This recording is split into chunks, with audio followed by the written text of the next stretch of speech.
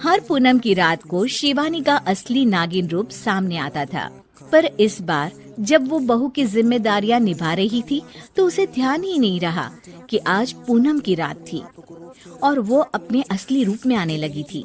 शिवानी को डर लग रहा होता है कि कहीं उसका ये राज सबके सामने ना आ जाए। हे भगवान, अब मैं क्या करूं? अगर किसी को पता चल गया कि मैं एक नागिन हूं तो मुझे इस घर से ये लोग निकाल देंगे और चंदन, वो तो मुझसे नफरत करने लगेंगे। तभी रमा रसोई में आ जाती है और शिवानी अपनी सास को आता हुआ देख घूंघट कर लेती है। बहू, तू यहाँ क्या कर रही है इतनी देर से? तभी रमा देखती है कि शिवानी ने घूंघट किया होता है। अरे बहू, ये तूने अचानक से घूंघट क्यों कर लिया? कुछ नहीं सासू माँ, वो मेरी ना सहेली का फोन आया था अभी।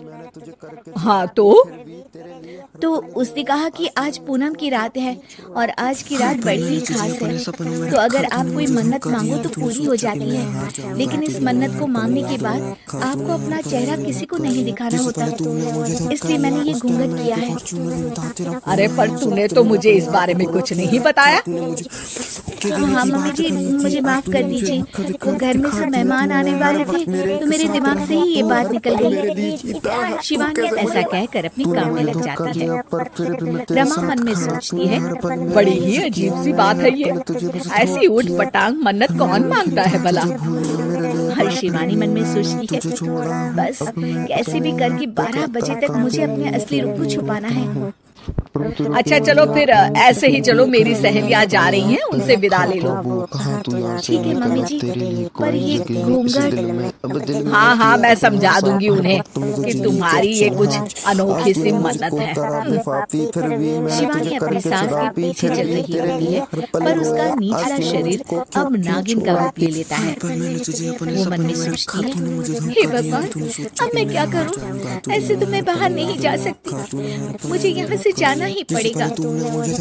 रमा पीछे मुड़कर देखती है तो शिवानी गायब होती है।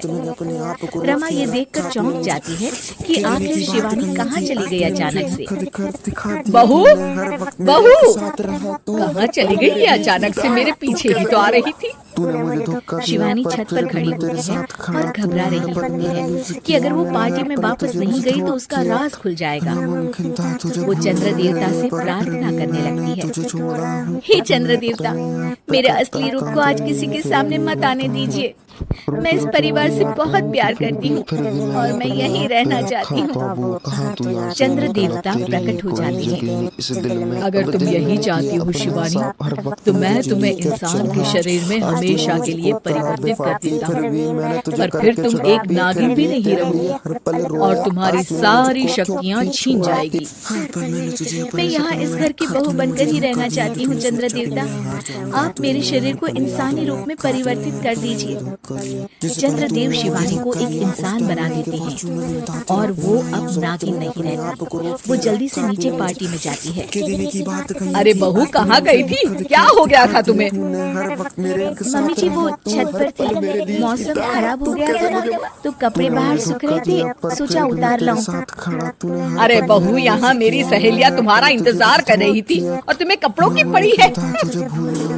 मुझे माफ कर दीजिए मम्मी जी। पार्टी खत्म हो जाती है और शिवानी बहुत थक जाती है। शिवानी, घर की सफाई कर देना, बहुत ही गंदा हो गया है पार्टी के बाद। जी मम्मी जी। शिवानी इतनी थकान के बाद भी घर की सफाई में लग जाती है। सच में एक सामान्य बहू बनना भी बड़ी मुश्किल का काम है। अगर चंदन से प्यार न किया होता तो कभी